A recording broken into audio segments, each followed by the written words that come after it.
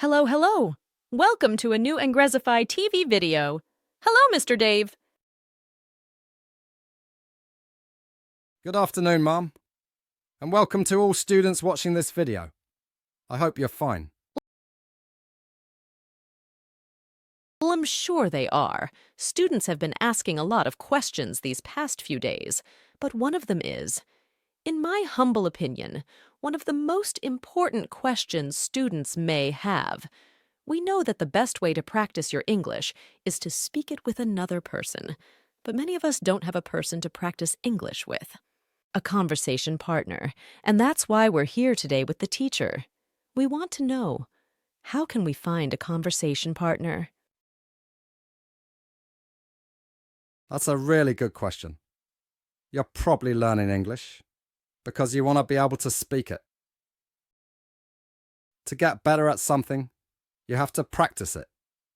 That goes for speaking too. The more you do it, the better you get. There are no shortcuts or hacks that will get you speaking like a native, unless you actually practice. Now, with this in mind, there's an important question. Does my conversation partner need to be a native speaker? I will answer, although it might be ideal to speak with a native speaker, you don't have to. Native speakers are great because they can provide model language the way it is actually used. They speak the language, so they really know it. They can tell you if something sounds strange, or better ways to use language. So a native speaker might be the ideal conversation partner. But you can get many of the benefits of practicing a language from conversation with non-natives too. Speaking with other learners will still help you develop confidence speaking. It will still help your brain practice formulating sentences using English words and grammar. Indeed, you might feel less nervous speaking with other learners. It really works.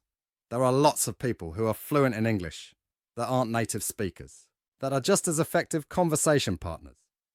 And even people who are learning English can be great partners too. Now, where can you find a conversation partner? Well, you absolutely need to start from your network. Look for people in your life that speak English or are learning it. For example, I'm learning French.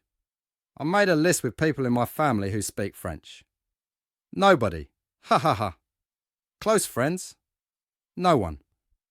But then I remembered I made some friends years ago, while I was travelling around a touristic place in my country. They are from France, so they could help me. I am not going to tell them, hey, can you practice French with me? I don't think that can work. Instead, I'm going to ask them about something. The weather, their trips, whatever. I also remembered that when I was studying at the college, I made a lot of friends. Some of them told me they were studying French. I think I can try to contact them now. I can invite them for coffee or lunch and start speaking in French. You can do it too. The important is you do something about it. Don't just wait for it, because it could never happen. Tell your friends, family, and co-workers that you want to practice speaking English and see if anyone volunteers to help. Language exchange apps. A language exchange pairs two people that are learning each other's language. So you might speak Farsi and want to learn English. Your partner would be someone who speaks English and is learning Farsi. Language exchanges are a great way to share your language while learning a new one. Some of them are Tandem, High Native, Polyglot Club, My Language Exchange. There's a lot there. Just pick one to try and see if it works for you. If not, try a different one. And of course, you can use social media too. It's designed to connect you with others. You can join Facebook groups, WhatsApp groups, Discord server, and so on. Online chat with strangers.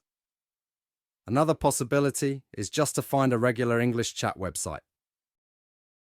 There are a few out there that I'm aware of, but I know that some of them can get a bit creepy.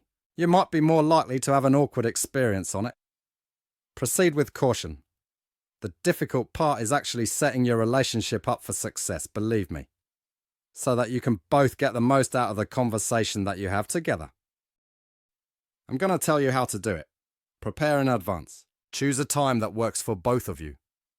Choose the application you'll use. Skype, Zoom, Google Meets, or any other. Decide how much time you'll spend on each language. I mean, if you're applying language exchange. Think about what you want from the exchange. Set your goals so you can check your progress. Try not to rehearse in advance. A conversation is meant to be off the cuff. The point is to listen and respond. If you're nervous, you'll be tempted to memorize speaking points, but I encourage you to just go with the flow. That way you could sound more natural too. And the most important, language conversation topics. Really important. For example, ask about your partner's country and their life there. Ask about plans they have for next weekend or what they did last weekend. Ask what the biggest thing on their mind right now is. Ask about what they're grateful for. Any topic you think both of you are interested in. I hope these tips can help you find a conversation partner. They're helpful tips, teacher. If you want more tips, please like this video and comment. Take care.